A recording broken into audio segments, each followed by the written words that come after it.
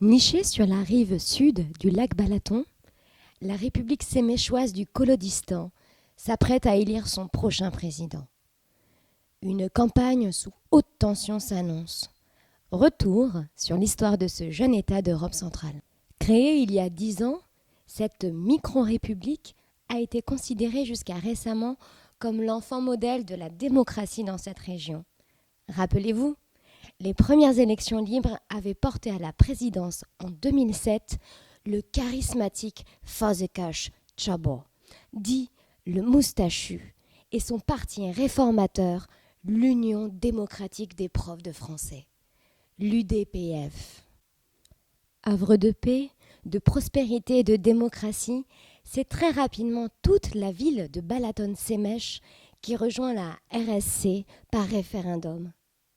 Et cette région, animée d'une forte tradition francophile, adhère rapidement à l'OIF et en devient le 55e membre de plein droit dès mai 2007.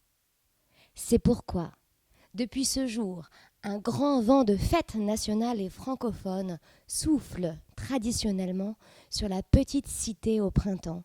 Danses, spectacles, dégustations et jeux viennent animer Balaton-Semech pour le plus grand bonheur des Séméchoises et des Séméchois. Néanmoins, les festivités auront une ambiance bien particulière cette année. En effet, elles sont clairement menacées par la politique autoritaire et répressive du gouvernement. 2012 a marqué la victoire de l'aile conservatrice au sein du parti fondateur, l'UDPF. Dirigé depuis lors d'une main de fer par Erush Orchoya, dite la Forte, l'UDPF a, semble-t-il, bien perdu de son caractère démocratique pendant ce deuxième quinquennat. Exerçant des pressions et une censure sur les médias, le gouvernement est à l'origine de plusieurs lois liberticides, vivement critiquées par la communauté internationale.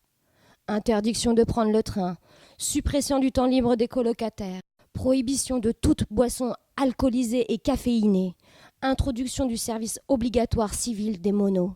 Ces troisièmes élections présidentielles arrivent donc à un moment critique dans l'histoire de la République séméchoise du Kolodistan. Pour marquer d'ailleurs la rupture avec ses origines jugées trop libérales, trop mondialistes, l'UDPF a décidé de changer de nom pour devenir aujourd'hui le Front national des profs de français.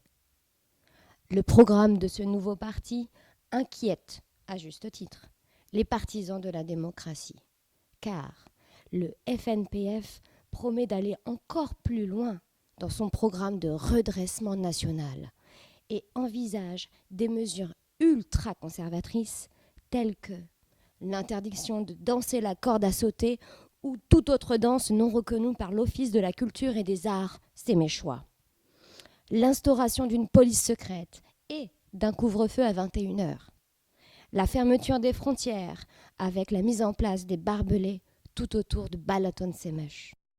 Face à cette grave crise de la démocratie, de nombreux États, avec en tête l'Union européenne, les organisations internationales et les associations de défense des droits de l'homme, ont condamné officiellement le FNPF et appellent les Séméchoises et les Séméchois à se rendre aux urnes pour s'opposer fermement au parti de l'actuelle présidence et sauver la démocratie.